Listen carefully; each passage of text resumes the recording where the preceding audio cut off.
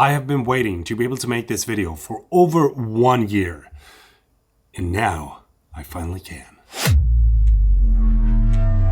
I want to start this video out by saying hey, hope everything's good with you. Welcome back to another video here on the Peter Lindgren channel. All the way from Sweden, Gothenburg. Fina framsidan av Sverige. If you haven't subscribed, you might want to consider doing that because we're doing a lot of filmmaking and that kind of good stuff here on the channel. And if you like the video, don't forget to give it a thumbs up. When it comes to Final Cut Pro, I love using that program.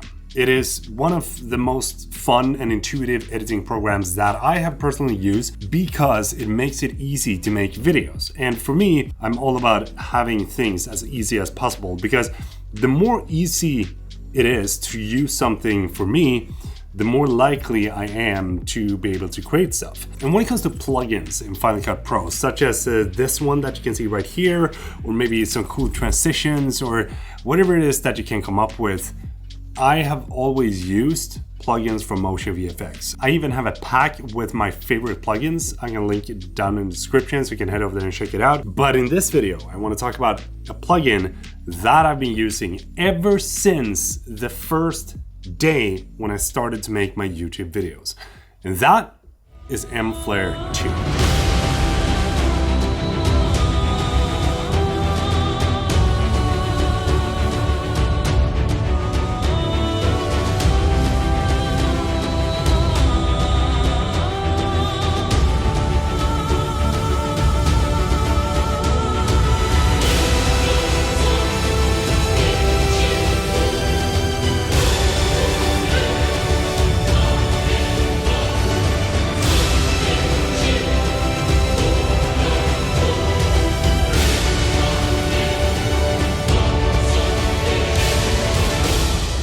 So you're probably thinking, why are you making this video? You've already been talking about this plugin. Yes, I have. You are correct. But for those of you that haven't seen me talk about this plugin, or for those of you that are running an M1 MacBook Pro or even an M2, this plugin has never been available on the Apple Silicon platform, but now it finally is. I'm so happy. Some of you might probably know that I shot a music video for a band that is called Dead by April almost exactly a year ago. We went over to Sweden's biggest island that is called Gotland and then spent 2 days just shooting a video, going up way too early, staying up way too late.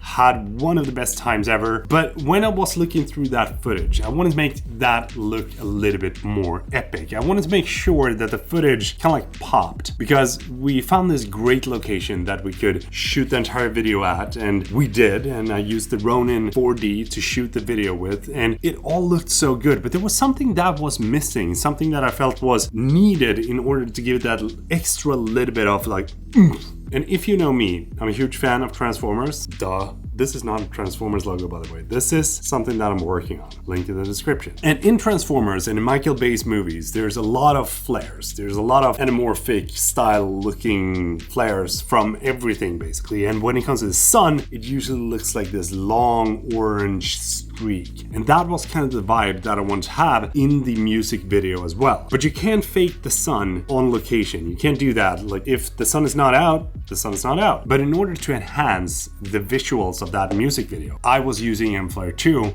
to give it that extra pop. And the way that Mflare 2 works makes it so incredibly intuitive to take your videos to the next level. Because for me, I'm not a huge fan of still like keyframing, trying to track something like that. Mflare has that built-in, like a built-in tracker, so you can track a specific point in the video and then just follow that throughout the entire frame, as long as it's not covered by a subject or something. But you can literally track anything with that. So what I did was that I dragged out like a big box over the sun and where the sun was at, and then I tracked that for all the shots that I want to have the sun flare in. And in some occasions there was a subject or a person coming like in front of the sun, and then I kind of like had to cut it and track it again. What you need to do then is that you want to keyframe the opacity up and down to make sure that it feels like it's actually fading in and out. The cool thing with Mflare is not only that I've been using it for a lot of my videos, like a lot of my videos. I used it in Aftermath and Rivals, you name it, I've been using it in all my short films almost. But I also used it a whole lot back in 2019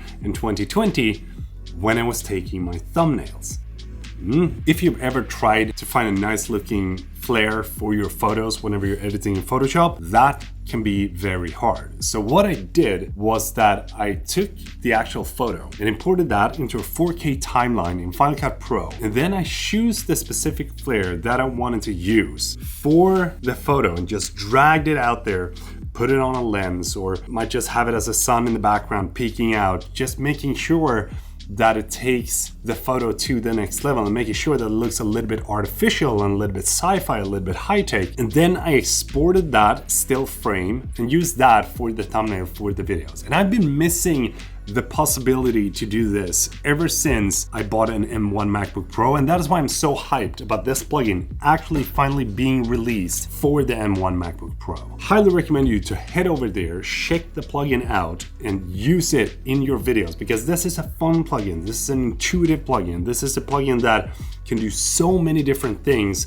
if you just play around with it. And there's a link in the description. Head over there, check that out, and hope you liked the video. I just wanted to share this with you. So have a good one, take care, and Peter från Sweden is saying goodbye.